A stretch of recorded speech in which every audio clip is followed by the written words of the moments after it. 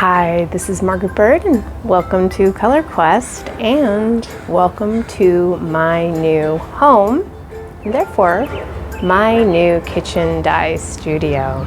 If you joined me last week, I was frantically running around working to pick up all of the dyes and dye matter that I collected over, about 2 years and made some incredible dye baths with the exhaust material. So if you missed that video, go check it out. You would be really amazed to see what you can do with dyes that have been stored and kept for some period of time. Today on Color Quest, what I'd like to do is I thought it might be fun to just show you some of the new spaces that I'm going to be filming Color Quest from and my new kitchen studio. It's a little bit of a mess, as you might imagine. It's only been a week since I've been here and we are still unpacking. But I'm excited to show you some of the differences that I'm going to have to work with in this new space, including this new wall behind me. That will be my dye line with a different background. So join me as I welcome you into my new dye studio for a new chapter of Color Quest.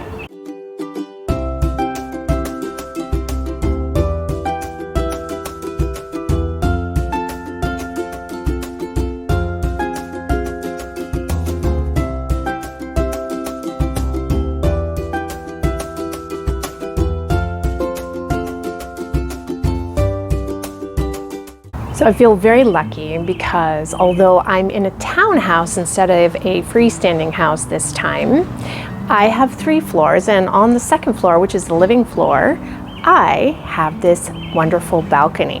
So I will still have an awesome space to step outside of my kitchen to be able to hang out with you and dry my dye materials here. So I will be putting that line up with you shortly. But in the meantime, I wanted to show you the green space that's right outside my door. Living in this area near Seattle, the building is extensive. There's just new places going up all the time. And you probably noticed in my last place, I had a lot of houses just right on top of me, which was fine. I loved my neighborhood and the access to Tambark Park, which is right across the street from where I lived. Here, houses are connected, but I have a much more beautiful back space that I can look out upon from my balcony. So I'm just going to turn you around and you can see that now I have forests behind me. There are houses back in there, and I'm sure one day this will be filled with townhouses. But for right now, I have lots of birds and squirrel friends I've already seen.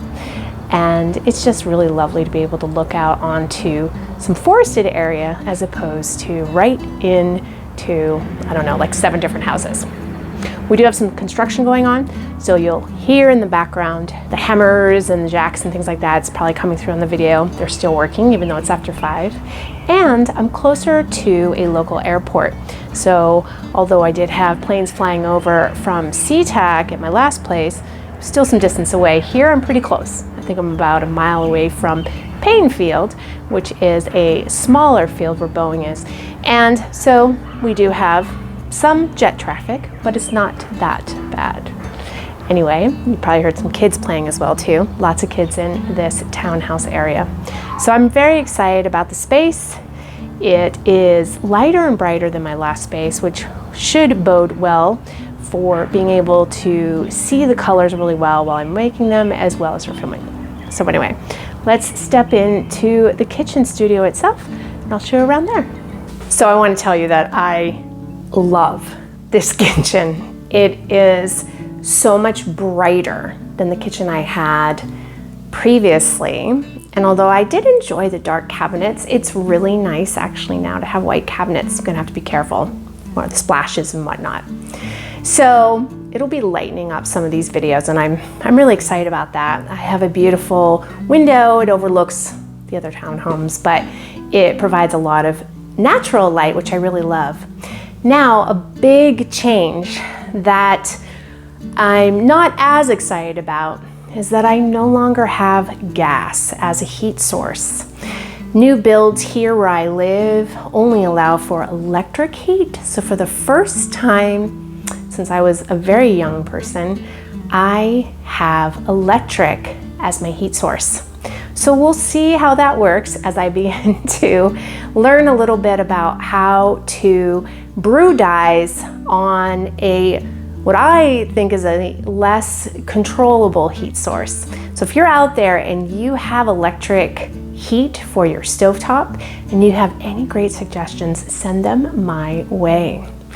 I have been using the video footage of turning on the gas stove for my last house for so many of these videos.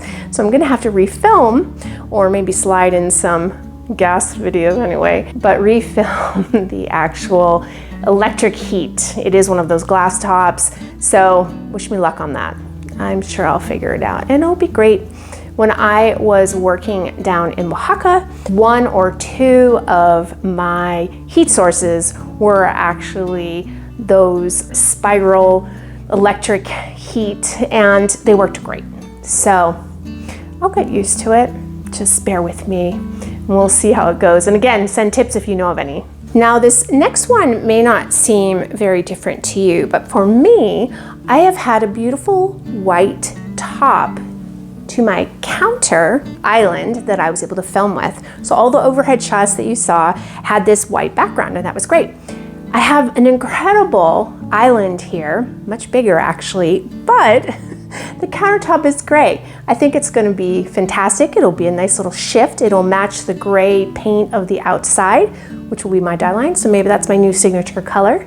So look to see now. I don't have anything to show you today, but I'll flip you around so you can see what that background's gonna look like. I think it'll make a nice background. I know that gray is used often in art in order to be able to better see color. So we'll see, maybe that'll be the case here. And besides the fact that this space is so much lighter, which I'm so excited about, probably a second or third or maybe even first most exciting thing for me is in this room.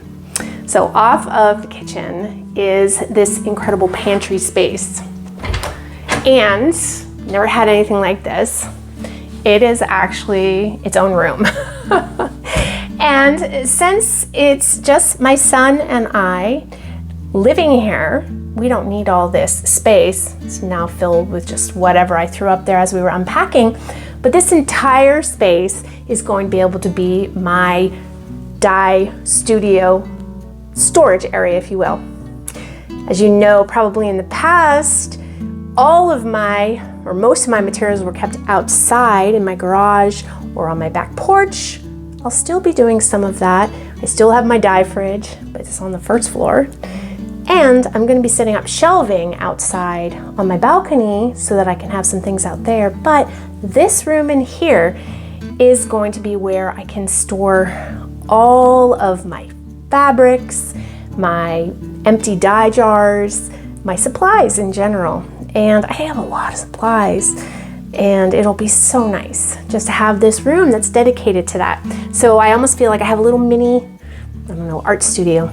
Can't put a table in here or anything like that, but I've got tons and tons of space and lots of shelving and so forth. So I feel incredibly blessed and lucky to have this. And it feels like a way for me to be able to expand in my dye practice. So just know I'm incredibly grateful. 2 other quick things I want to show you. This is down on the ground floor. I don't have a yard in this new home, and I don't mind, actually. Don't have a lot of time to take care of grass and things like that. But I do have these beautiful pots that the landlord purchased and is going to allow me to plant in. So I want to show you those. So all along here, the front part of the walkway, you can hear that airplane up there. I have these incredible pots, and I need to figure out how best to fill them without having to fill them entirely with water. Again, if you have suggestions on that, let me know. But this is going to be where I hope to be growing my dye plants that I started from seed. So again, if you have any suggestions of what I could fill these with instead of just dirt, that would be awesome. I'll take you around into the back space because I want to show you how my dye plants are doing. So I've set this up back here, just in this little back area, temporarily. And this rack will actually be going up to my balcony space. But you can see that so far, my dye plants are doing okay, particularly the marigolds. Let me turn you around so you can see them.